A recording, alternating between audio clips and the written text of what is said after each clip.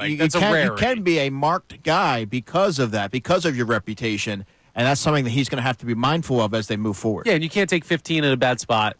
You can't have those bad personal foul penalties in the postseason where it could cost you a game playing against tougher competition. My thing is just, as much as I do believe that there's a reputation building around guys like Jalen Carter, and Chauncey Gardner-Johnson's probably had it for a couple years now.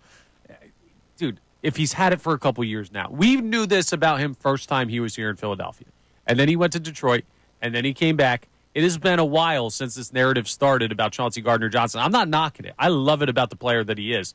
My point is, he has existed for a lot of football games with this perception of him without getting ejected. So it's not like he's going to just get tossed from every game now because all of a sudden he got ejected once and he's going to have this reputation. It's something he has to be mindful of, but it's not as simple as just like, well, he's trouble now because he got ejected one time with the Philadelphia Eagles.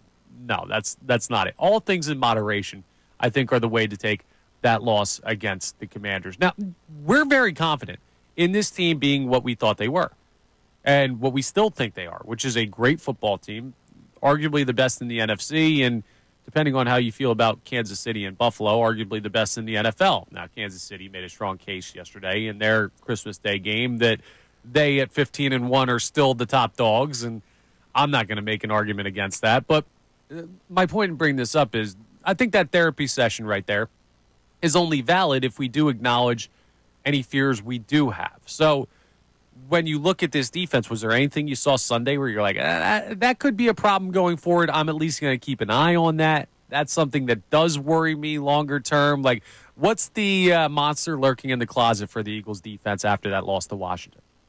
Honestly, not a ton really concerned me, and it kind of, I guess if you look at it in terms of the running quarterback, Jaden Daniels, his ability to take off, I didn't think some players took correct angles, and I mean Tristan McCollum actually allowed more yards on that play than normal, but he also wouldn't be in the game in that situation. But I think they've been fundamentally sound all season. The substitution error was a blip on the radar, in my opinion. You had Slade running on when Keely Ringo and Isaiah Rodgers were already out there. So there's a communication breakdown there, but that hasn't been something that's kind of continues to resurface. So nothing really in that game. It was just a weird game in many ways, and I think you kind of just chalk that up as a loss, and you learn from it, and you move forward. Now, here's where, because I agree with you. Like, it's very hard to find anything to overreact to about that game. Even defensively, when they give up that many points, they force 5 turnovers. And it's just, you saw some great things that make this Eagles defense great. Still, it was just, Jaden Daniels went on a heater, and you couldn't get off the field, and you also made some costly mistakes mentally, and that'll cost you games, whether your quarterback's in or not. The interesting thing about all of this, right, is just if we can't find anything that we're worried about with the Philadelphia Eagles defense, like, are we being too forgiving for a team that has multiple rookies playing in big-time spots and everything? Like, maybe I've been too close to it because I've covered it really since the spring, and I've seen the defense grow and evolve, and certain players, respectively, just continue to grow into their roles. But I guess if you're really looking at one area that could be problematic when the stakes are higher, possibly pass rush, because you have to be able to get to the quarterback consistently. If you're not hitting the quarterback, you have to be able to affect them, hasten their reads, move them off their spots. And unless you're able to do that with regularity, that could be a concern moving forward. I like hasten. Hasten's a good word for that there. Listen, man, I'm a journalist. What do you want? The vocabulary is next level over there. So you should feel better about the Philadelphia Eagles defense after hearing what we just discussed. This is a guy that's in the locker room, and Andrew DeCecco, that is around this team as much as anybody.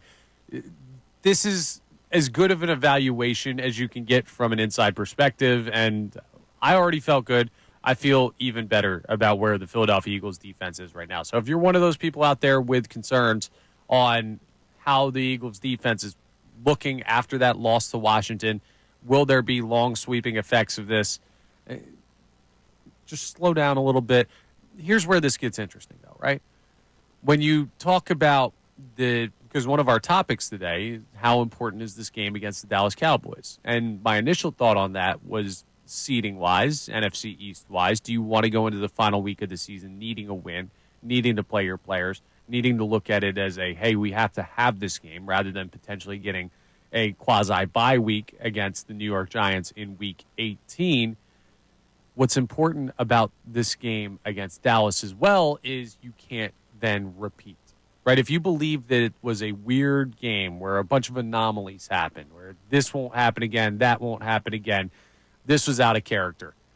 The only way that we can feel good about that argument is if they come out Sunday and they prove that it was an anomaly. Guess what? If it happens twice in a row, our argument does not hold water anymore. And that's not something that I think we expect to happen, but if it does, then we've got a whole different conversation. And that's what's important about this game. If it's a one-off, it'll be a one-off. And if it's not, well, then we're going to be asking, I might need an Eagles defense therapy session next week if we see more of the same against Dallas and Cooper Rush. But we don't expect to. That's just another thing that points towards the importance of the game Sunday, not just winning the game Sunday, but how the Philadelphia Eagles go about winning the game, and do they improve upon the things that they struggled with last time out. Thank you so much for checking out our content on the 97.5 The Fanatic YouTube channel. Hope you enjoyed the video. And remember, you can always be checking the playlist. There may be something you missed from one of our shows during the day that you want to go back and check out. So every time you like a video, like it, subscribe to the channel, and you'll have that great content coming to you every single day. You're greatly appreciated.